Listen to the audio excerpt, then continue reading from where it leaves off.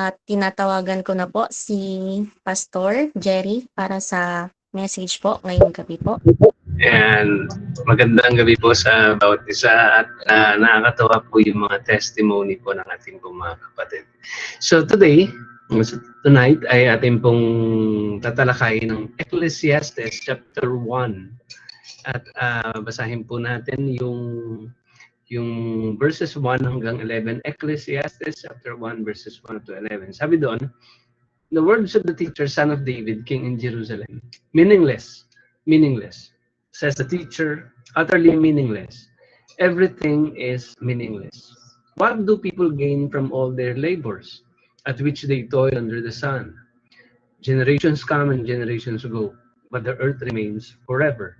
The sun rises and the sun sets, and hurries back to where it rises. The wind blows to the south and turns to the north. Round and round it goes, ever returning on its course. All streams flow into the sea, yet the sea is never full. To the place the streams come from, there they return again. All things are wearisome, more than one can say. The eye never has enough of seeing, nor the ear its fill of hearing. What has been will be gain. What has been will be again. What has been done will be done again. There's nothing new under the sun. Is there anything of which one can say, look, this is something new? It was here already long ago. It was here before our time.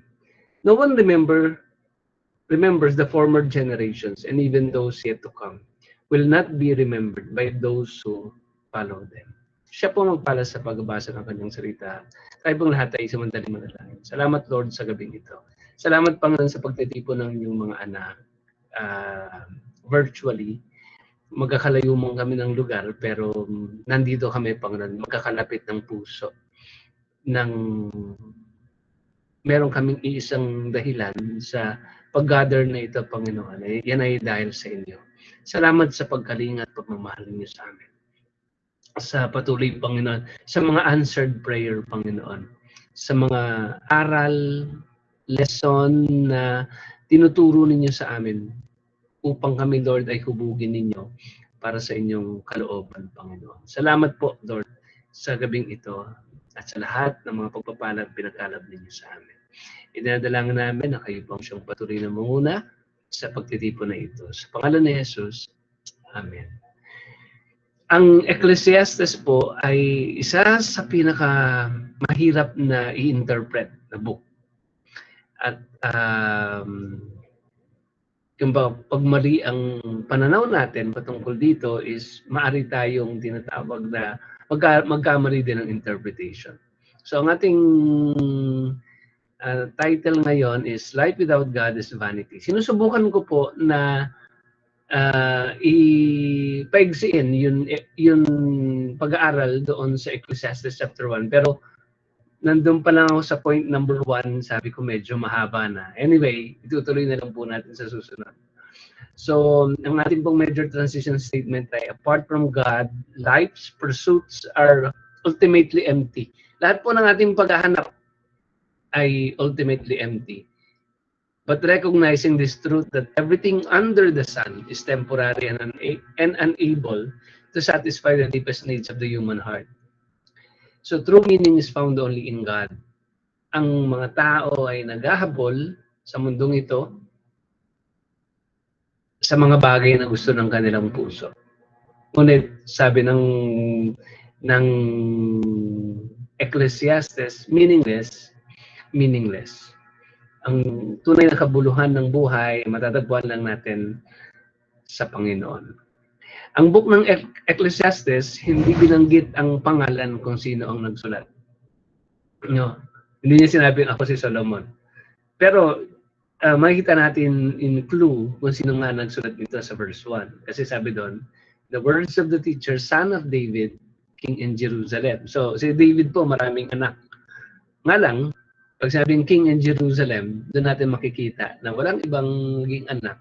Si David na hari ay sa pamamagitan ni Solomon.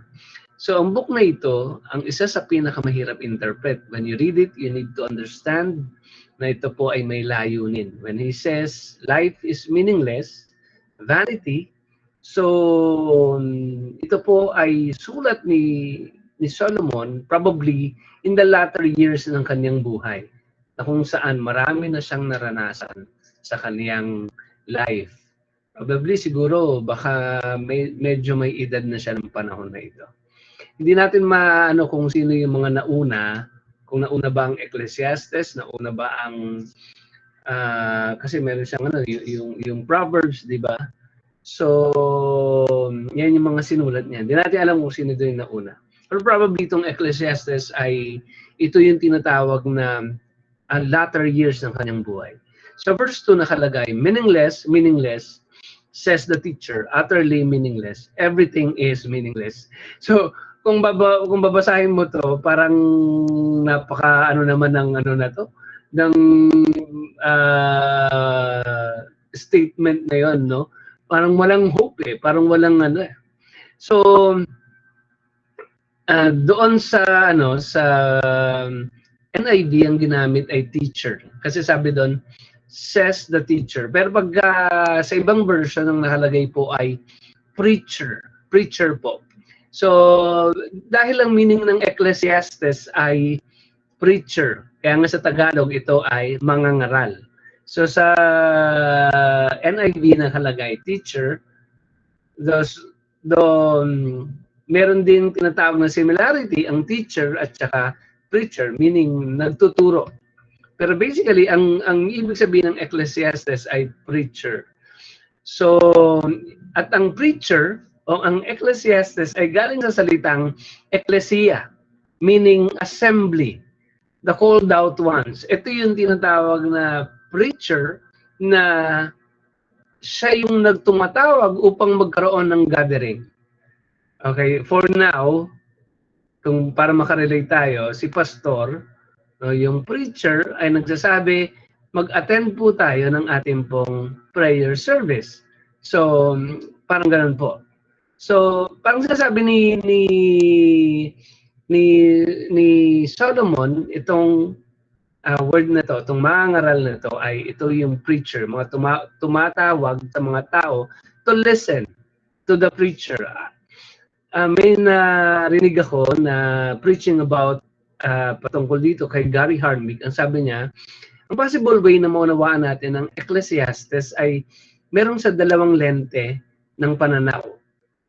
Una, ang book na ito ay ang way ni Solomon na siya ay nagbe-venting, yung tinatawag po na nagsasabi ng kanyang nararamdaman. Parang FB, di ba? Pag minsan, pag meron kang gustong sabihin, isinusulat mo sa FB, nag-express ka ng tinatawag na mga damdamin mo, mga nasa isip mo. So parang si Solomon ay ang tingin nila, si Solomon ay nagbe-vent ng kanyang tinatawag na mga pananaw. At ang ikalawang lente naman ay ang pagpapahayag ng mga aral na kanyang naranasan. Parang sinasabi ni Solomon, learn from me. Matuto kayo sa aking karanasan. So of course, ang book na ito ay sinulat ni Solomon, ngunit ito din ay galing mismo sa Panginoon. It was inspired by God. So si Lord ang nag-inspired nito. Now, everyone is searching for meaning. Some seek it in wealth, others in careers, education, relationship, pleasure, or accomplishment. Yet, despite achieving these things, men still confess an inner emptiness. So, yan yun nararanasan ng mga tao. Kung paano tayo, mga kapatid, na gustong-gusto natin magkaroon ng kayamanan, di ba? Gustong-gusto natin, marating natin yung mga pangarap natin, mga career natin. Yung matapos tayo ng pag-aaral, magkaroon tayo ng tinatawag na maraming mga medalya, maraming mga isinasabit sa ating leeg o ating tinatawag na title. Yung iba ay nagkakaroon ng tinatawag ng naghahanap ng meaning sa pamamagitan ng relationship. Yung iba ay nagkakaroon ng tinatawag sa pamamagitan ng pleasure o mga achievements, accomplishment. Pero ang sinasabi ni Solomon, meaningless. meaningless. King Solomon, the author of Ecclesiastes, was uniquely qualified to answer the question of life's meaning. Why? Bakit natin masasabi na si ano ang magka-qualify ng mga tanong, no, ng isang tao patungkol sa kabuluhan ng buhay? Because una, he possessed yung tinatawag na wisdom, an immense wisdom. Sobrang ano po ng kaniyang kaalaman sa kanyang kapanahunan. Hindi ho natin masabi na siya ang pinakamatalinong tao kasi iba yung era niya, iba yung era ng panahon natin ngayon. But he has this immense wisdom. At meron din siyang tinatawag na hindi mapapantayan ng mga kayamanan ng mga panahon na yon. Hindi natin alam kung gaano karami ang kayamanan ni Solomon that time. Baka mas maraming kayamanan yung mga nagnakaw sa bayan natin ngayon. Diba? Anyway, pagdating sa political power, meron siya. Meron siya. Pagdating sa tinatawag na earthly pleasure, imaginable, mga kapatid, meron siyang maraming mga bagay at meron siyang tinatawag na 700 na asawa at 300 na concubines. Pag pinag-usapan natin ng pleasure, at lahat ay mabibili niya, lahat ay meron siya. Nasa kanya na ang lahat. If anyone could discover lasting satisfaction apart from God, it would have been Solomon. But you can observe, mga kapatid, yung kanyang regret doon sa mga words na mababasa natin parang a life of regret. Doon naranasan niya yung lahat sa buhay niya, mga challenges, success, wealth, pag-unlad, lahat ng aspeto ng buhay. Marami siyang kayamanan, ginto, kasikatan, kababaihan. Probably nakita din niya yung kanyang mga kamalian ng mga desisyon niya. So naranasan niya yung mga bagay na ito. And yet, life is, ang sabi niya, meaningless. It is empty. He begins his book with the startling conclusion, vanity of vanities, says the preacher. Vanity of vanities. Alam niyo po yung pagsasabi ng paulit-ulit? Di ba? It emphasizes. Di ba? Vanity of vanities. All is vanity. The Hebrew word sa vanity ay hebel, na ibig sabihin ay vapor, breath, or mist, na kung saan ito po ay nandyan kanina, nga lang ngayon ay wala na. So, ganyan ng buhay natin. Ang kayamanan, ang kasikatan, ang karangyaan, ang achievement, nandyan yan, but it will not hold and last forever. Solomon is not saying life has no value. Ang sinasabi ni Solomon, yung kanyang conclusion, life without God, yun tinatawag na empty, frustrating, ultimately unsatisfying. Though ang bungad ng kaniyang pagsasalita sa verse 1 ay it's about, ito yung kanyang kagad parang introduction na conclusion. Pero ang tunay na conclusion ay mababasa po natin sa chapter 12. Itong book na to, mula sa chapter 1 hanggang 11, wala kang makikitang Panginoon. Okay? Wala kang makikitang Panginoon. Nasa chapter 12, doon binanggit yung salitang Lord. So, yan yung ano natin. Ang tanong, ano yung matututunan natin? So, nasa introduction pa lang tayo, sobra na mga kapatid. So, anong matututunan natin? Makikita ho natin yung the futility of earthly labor. Sabi doon, what profit hath a man of all his labor which he taketh under the sun? Pinag-uusapan dito yung trabaho. So, pag sinabi natin futility, ito po ay nagde-describe ng isang effort na walang kabuluhan, na walang layunin. It is a useless act or gesture. Sa Tagalog, walang kabuluhan. So kapag binabasa mo ito, mapapatanong ka, sinasabi ba ni Solomon na huwag na magtrabaho kasi nakakapagod magtrabaho? Sinasabi ba niya, hindi naman po ganun talaga yon. Ito, sa verse, what do people gain from all their labors at which they toil under the sun? So, kailangan talaga natin yung tinatawag po na maunawaan kung ano yung bagay na ito. Kasi meron siyang, meron siyang pinupoint dito. So, kasi lahat tayo nagtatrabaho. Di ba? So, lahat tayo kailangan natin magtrabaho. Yan ang ano natin. Because para sa ating tinatawag na ating pamilya, sa tinatawag po natin kung mga kinabukasan ng ating mga anak. Nga lang mga kapatid, kapag inalipin mo ang sarili mo sa salitang trabaho, then it would be a meaningless, di ba? Merong mga tao, trabaho sila ng trabaho, iginugol nila ang kanilang buhay sa pagtatrabaho, na kahit nga Sunday, nagtatrabaho pa rin, di ba? Kahit na halos wala ng pahinga, tapos magkakasakit ka ngayon. Yung lahat ng naipon mo, mapupunta doon sa tinatawag na pambayad ng iyong mga bill. Diba? Nagtrabaho ka, nagpaaral ka ng mga pamangkin mo, nagpaaral ka ng mga kamag-anak mo. Pagdating ng nakatapos na sila, the some ay meron din ang tawag na balik. May Pero marami akong nakakausap na pagkatapos ang kanilang tinatawag na napaaral nila ang kanilang mga pamangkin, pagkatapos ang kanilang mga sakripisyo, nakalimutan na rin sila. Nagpakahirap sila, nagsakripisyo sila.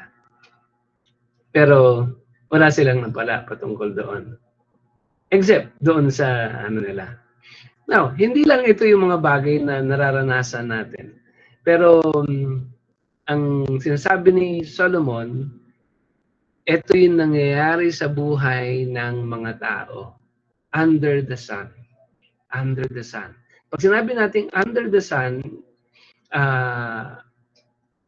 yan yung life natin. It is an earthly perspective without considering God or eternity. Pag sabi natin under the sun. So, kailangan nating tinatawag na evaluate in ating pagtatrabaho, in life natin sa work natin. So, titingnan natin kung ang trabaho natin nakaka-apekto ba sa ating spiritual na buhay. Baka naman sobra na yung trabaho natin. Nakakalimutan ng ating mga bagay na pinapagawa ng Diyos sa atin. Then, may kita natin, bakit nga sinasabi ito under the sun? Human and their effort is temporary. Mababasa natin yan sa verse 3 and 4. What do people gain from all their labors at which they toil under the sun? Sabi niya, generations come and generations go, but the earth remains forever. Gaano man nga kahaba ang buhay natin mga kapatid sa mundong ito, darating pa rin ang panahon na mawawala tayo. Lilisan tayo, aalis tayo dito. Ano man ang iyong itinayo sa mundong ito, makikilala ka man, sisikat ka man, at magkakaroon ka ng sabihin natin probably hanggang 70, 80, 90. Ngunit paglipas ng 200 years, hindi ka na maaalala. Ang iba ay nagsumikap na magkaroon ng magandang career, nakapagtayo ng mga structure, pangalan, negosyo, mga artistic works, ang mga uso noon. Ang mga uso noon ay later on, magiging luma. Mapapalitan ng mga establishment, katagalan ay nadudurog paglipas ng panahon. Ang mga kaharian at mga matatayog na struktura ay gumuguho paglipas ng panahon. No one remains forever. Yun ang sinasabi ni Solomon. Psalm 90 verse 10 reminds us that our days are limited.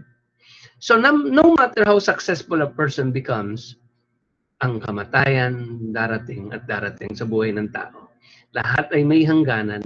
Hindi mo pwedeng ubusin ang panahon mo sa pagtatrabaho at sa paghahabol ng mga gusto mo upang ikaw ay maging tanyag, makilala. Hindi ko sinasabing maging tamad tayo na mga mananampalataya. Instead, maging masipag tayo sa mga bagay na binigay sa atin ng Panginoon Na-enjoy natin yung trabaho na yan, yung mga inilagay sa ating mga balikat, pero wag nating kakalimutan ang dahilan na yan, ang ating pagtatrabaho, walang iba kundi ang ating Panginoon. So, wag nating ubusin ang panahon natin na hindi natin nagawa ang mga bagay na pinapagawa sa atin ng Diyos.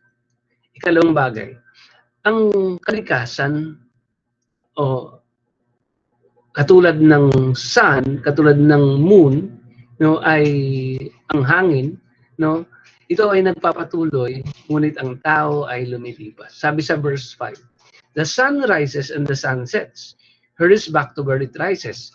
The wind blows to the south and turns to the north. Round and round it goes, every turning on its course. All streams flow into the sea, yet the sea is never full. To the place the streams come from, there they return again. Si Solomon nag-describe siya. Sabi doon, sun rising and setting, yung from the east to the west. Alam naman natin mga kapatid, na hindi naman talaga sumisikat ang araw. Di ba?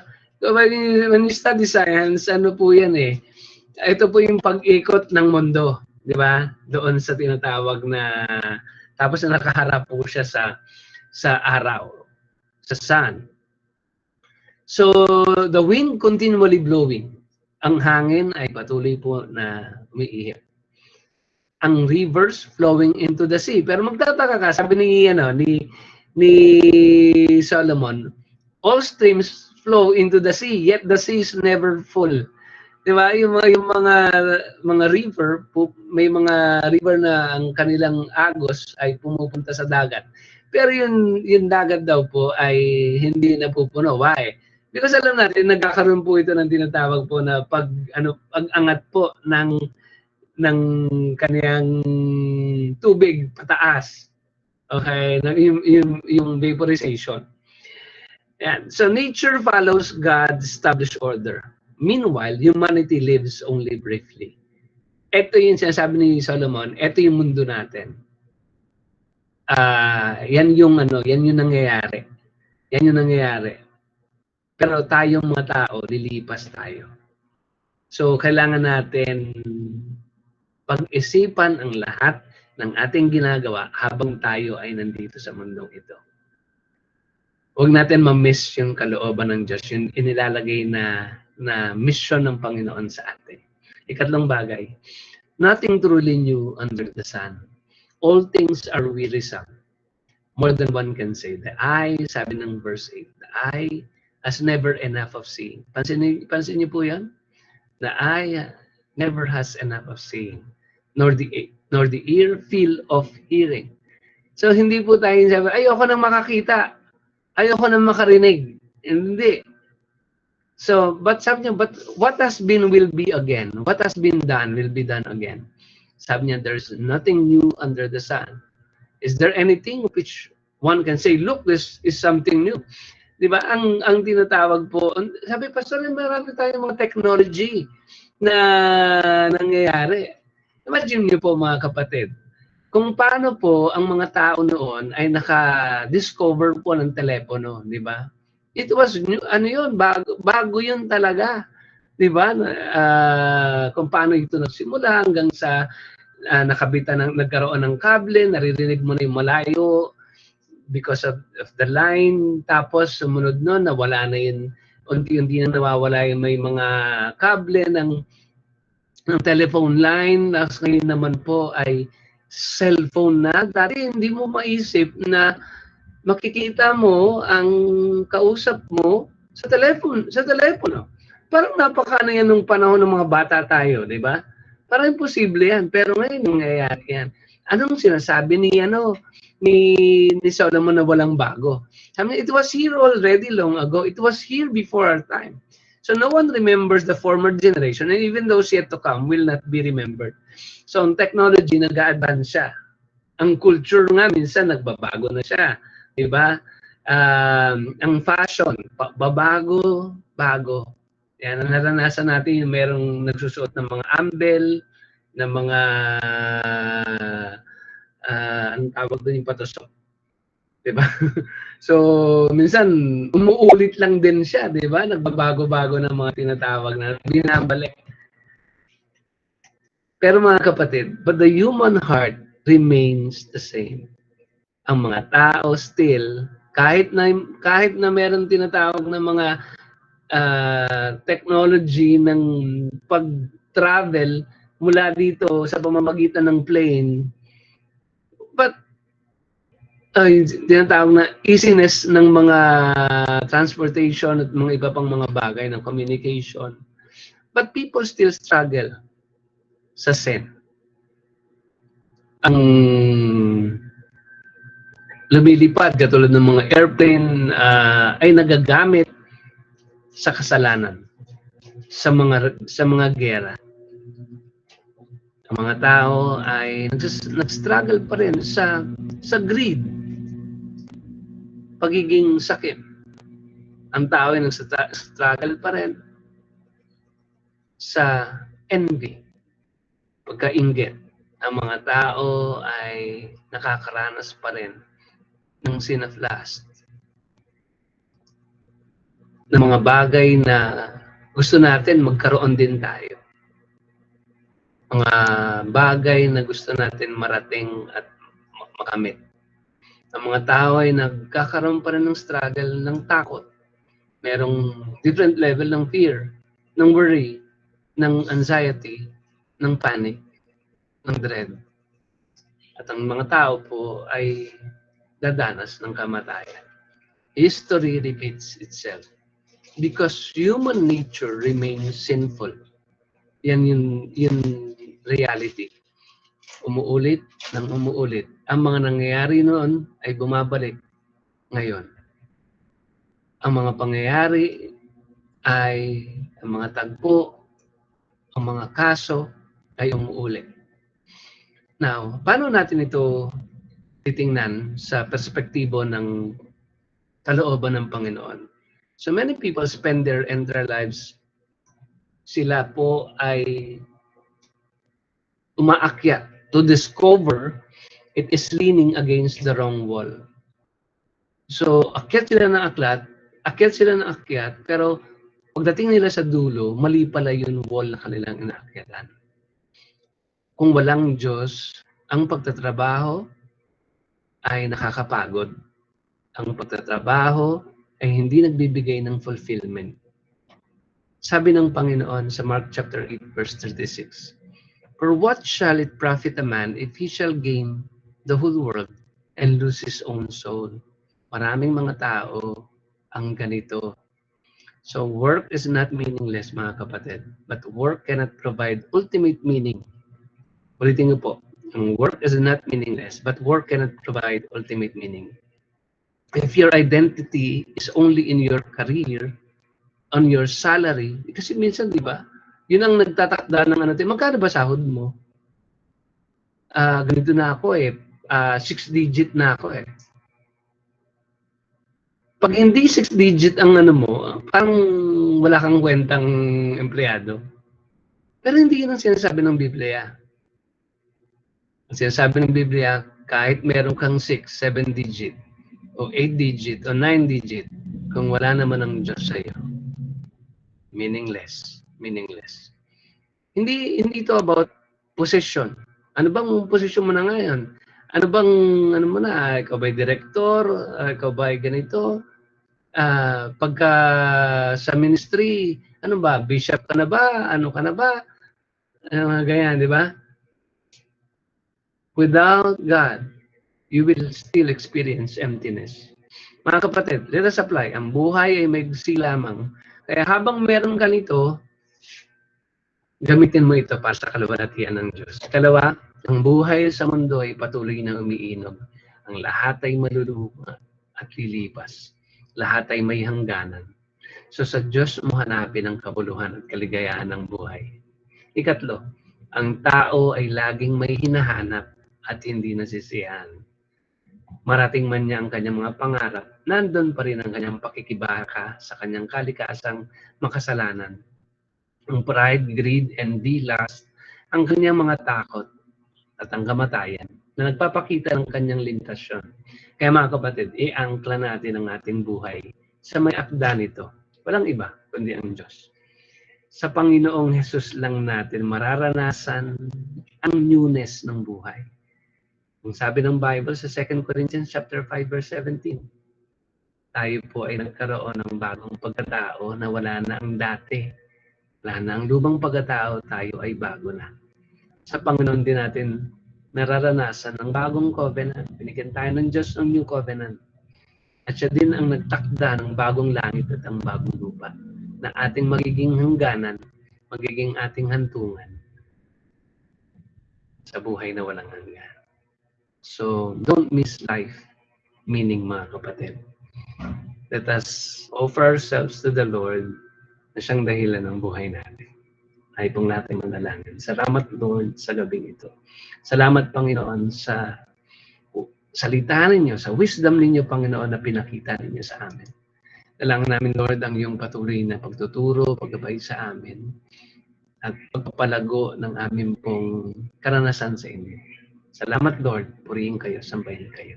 Kayo ang pinaka dahilan ng aming pong buhay. Kayo, sa inyo namin natagpuan ang kabuluhan nito. Salamat, Lord, sa pangalan ni Jesus. Amen. Magandang gabi po sa inyo mga kapatid.